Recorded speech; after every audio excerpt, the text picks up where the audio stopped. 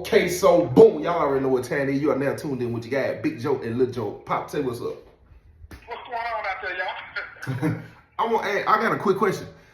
Now, being free and doing stories, a lot of people think that's being institutionalized or I haven't let it go. Or so I wanted to ask, what is it like?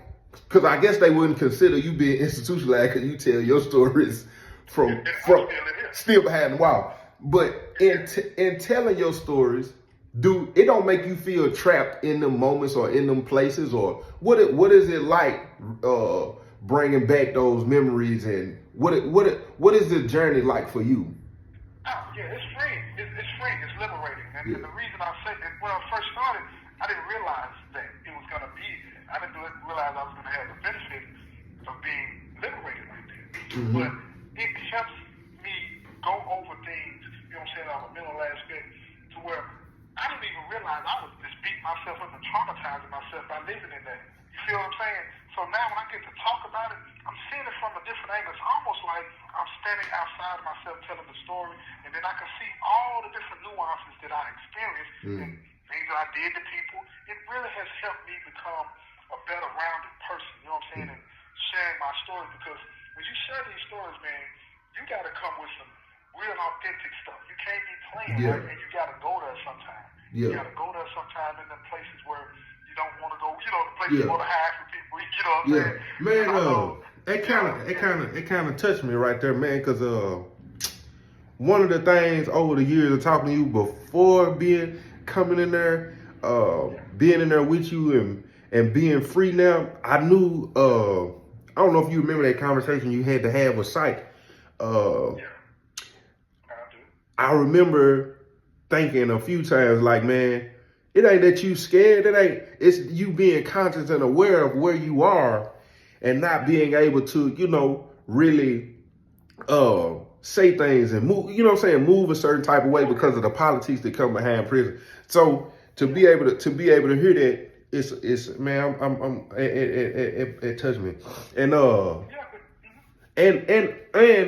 it also makes sense for me too. A lot of people don't understand that even though that's the past and you move forward, it still helps you grow, being able to talk about, because you, like you said, being able to see them things and constantly being aware of who I was, what I experienced, how grateful, and people look at it and say, well, you still stuck in the past, or you this or you that. Nah, it's not what it is. And it's a part of the ministry that he's given me. But go ahead. Yeah, well, see, it's kind of like this, right? Those people, anybody that does not, you know what I'm saying, learn from the past, they are doomed to repeat it, right? And talking about it, you know what I'm saying, when I'm telling stories, I'm sure when you're telling stories, you're able to see things that you didn't see at the time that you were experiencing those things. You feel what I'm saying? Right. It's therapeutic. Yeah, so you're coming from different angles and all this and that. And I know sometimes, when I'm telling stories, some of it might be funny, some of it might be sad, or whatever the case may be.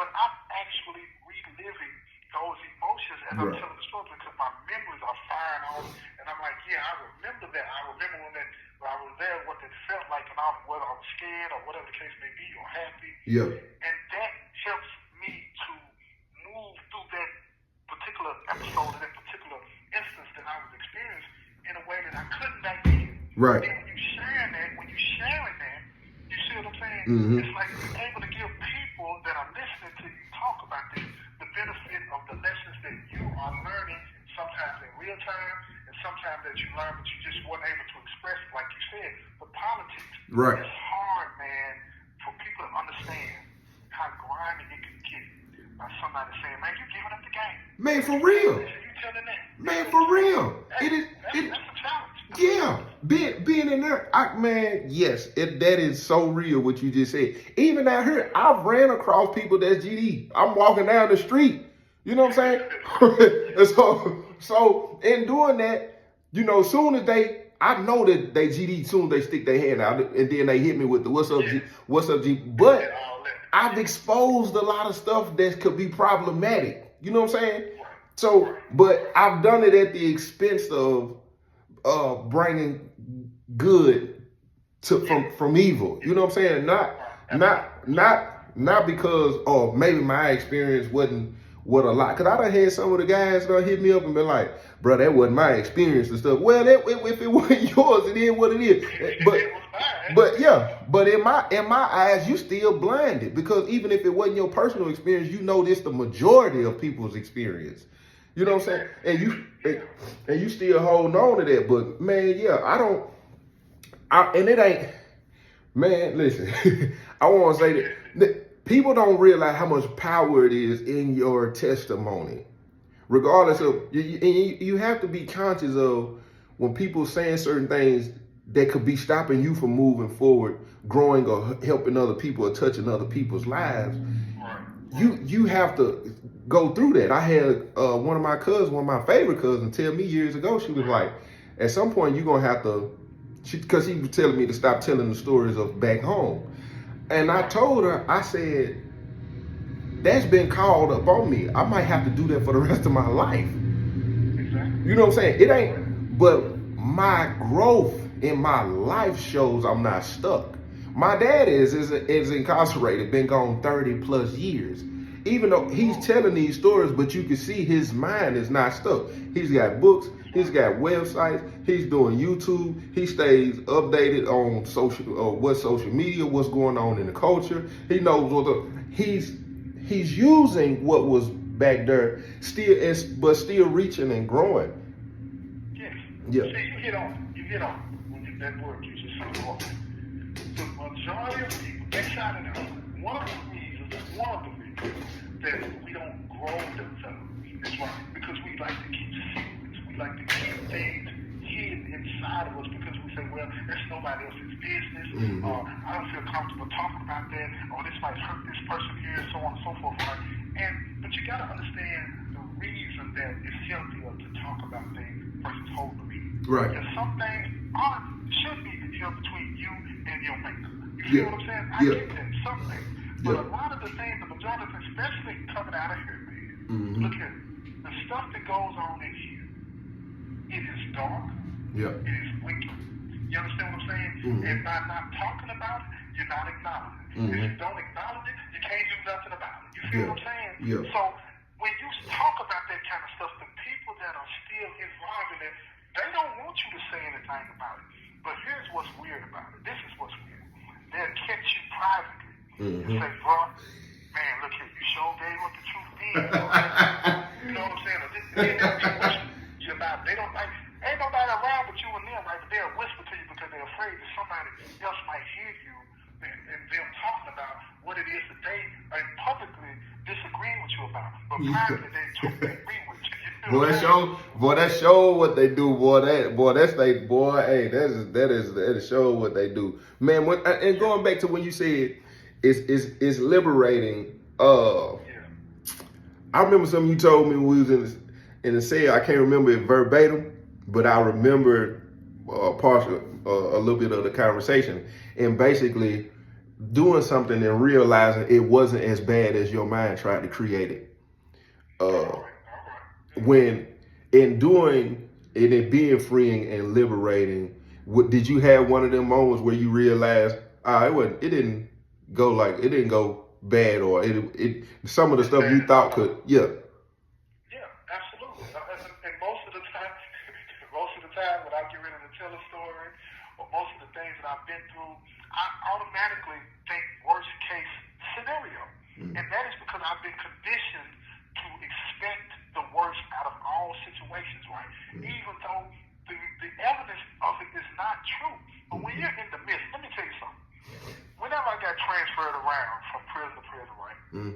When I get on the bus, back in the day, when I would get on the bus, I would get a sense of relief, right? I never realized how much tension I was under, how much pressure I was under on that particular contract, wherever I was at, doing what I was doing, right? Until I got on the bus, right? It was relieving because now I'm gone, even though I was going to another prison. But when the bus pulled up at another prison, I could automatically feel it. Before I even touched that compound, I could feel the stress coming back on me because I knew I was going to go back into an environment that was restricted, that was manipulative, and I was a part of all of that. And then when I started telling these stories about it, and like I said, get to relive it and going through all of the things that I was experiencing, now I'm saying to myself, you know what?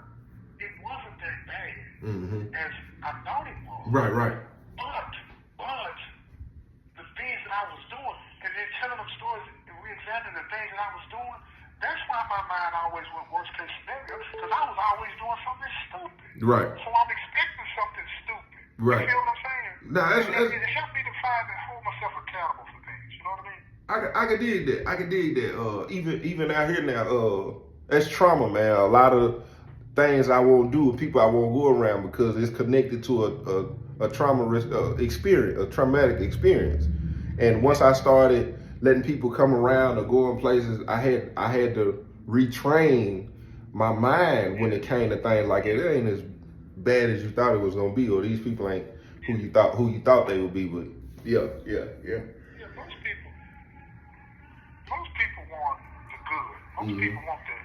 But your life experiences teach you to be afraid of stuff because you didn't have somebody to explain to you, look, it's going to be okay. It's like, you know, when you got a parent standing in the water and teaching your child how to swim, you tell them to jump, right? See, that parent standing in the water, that's so important because you're telling that child, I got you, jump. You feel what I'm saying? Yeah. But when we're going through life, we're going through the things that we go through, well, most of the time, because of what we experience, we don't have that person standing there telling us to jump, I got you. So nobody's explaining to you that this is not going to be that bad. And when you got to go through that yourself, for whatever reason, your parents in prison, you've been abandoned, or whatever the case may be, your family's working, they ain't there for you.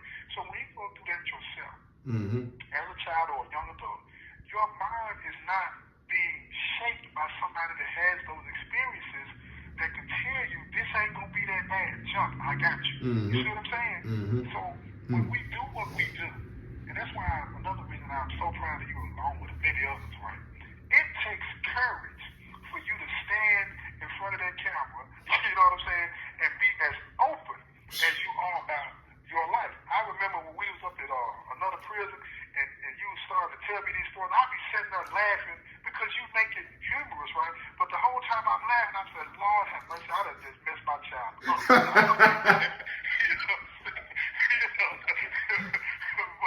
But at the same time, it was like, wait a minute.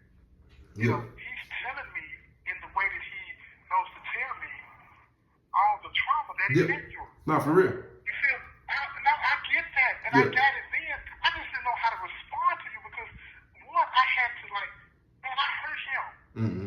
By not being there, I hurt him. And now he's telling me, he's got me here laughing about him sharing his experience because this is the best way he knows how to tell me, Daddy, you hurt me. Yeah, You're telling me that's about real. you got to rob him and this, that, and the third.